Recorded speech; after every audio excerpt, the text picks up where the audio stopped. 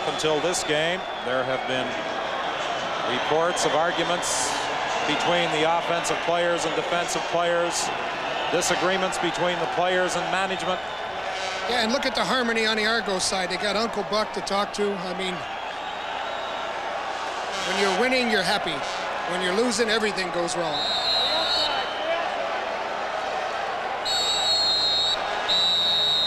Bob Cameron in the end zone is going to concede the safety touch with 5:23 remaining. Rather unusual, huh? That's a funny decision at this point. I don't really understand that because the Bombers have to kick off.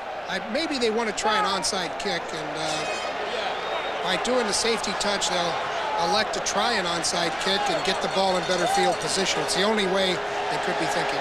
I think the Argos are just going to opt to take the football at the 35-yard line. Well, enough for that strategy. That didn't work.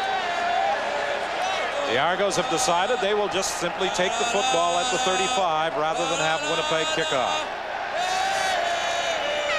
I wonder if any of the Argo players are asking John Candy if there was anything to the reports that circulated earlier this week about a $36,000 bonus that might be given to each player if they won the Grey Cup, including a trip to Hawaii.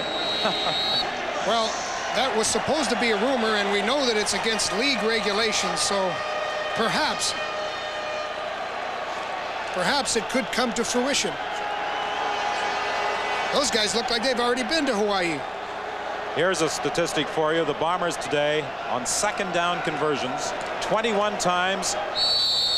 On 21 second down conversions have only managed 3. Willie Gillis now in at quarterback for the Argos. Let's go down to Scott O. Don, I'm just following up on your suggestion that John Candy might be down here on the sidelines handing out the cash, those bonuses already. Are you, John? Well, I don't know anything about the cash bonuses. Was there done some cash bonus thing? I really don't know. I really don't care. No, there's no comment. There's no. The big thing is the big bonus is we're going. We're going to the show. The bonus. Yes, one of the bonuses. The big show. One of the bonuses, John, for the CFL is that you're going to be front and center in Winnipeg next week. You'll be doing your job as always, selling the CFL. We'll be here and we'll be there in Winnipeg. We're delighted to be there. Whether we won or lost, we'd be there. But fortunately, we won, so we're looking forward to being there. And this guy here is a big part of getting us there too. Can you believe what you've seen today? This dominance. It was so from the get-go. I mean, during the week on Friday when I went in the office, I saw everybody so pumped up, and they said then all the guys were saying it's going to be a blowout. It's going to be a blowout. You know, and you think, well, you know, it sounds great, but in actual fact. Thank you, John, very much. I appreciate it. I also appreciate the opportunity to get away from you in just the right amount of time.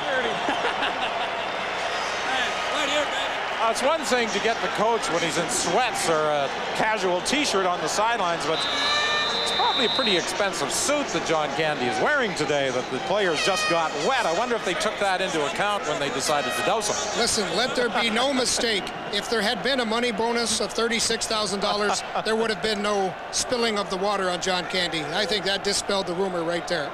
A perfect home record as they head for the Grey Cup in Winnipeg next Sunday.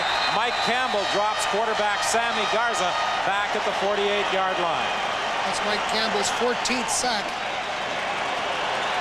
Downfield, pushing and shoving involving several Winnipeg players. And Raghib Ismail, who went off to the dressing room in the second quarter with a slight concussion, has returned and embraces Don Moen, who was forced out of the ball game after banging his head on the artificial turf. There's Dan Ferroni, offensive line captain. He's done a good job of blocking today. They used the 2 tight ends, but they didn't have to go to it all that often because Dunigan did some rollouts. Smelly rose to the occasion. He said, Kevin Smelly's got to do a job for me, and that was an indication they were going to roll out. Garza throws the screen to Warren Hudson. And Hudson is brought down by Harold Hallman short of a first down. Well, John Candy got soaked. Ferroni gets Coach Adam Rita with the water bucket. Well, if Dunigan can pick up that bucket, I'm sure his shoulder will be all right. He'll be ready to pass next week. I don't think at this point anybody at the Toronto bench is concerned at all about getting a little wet.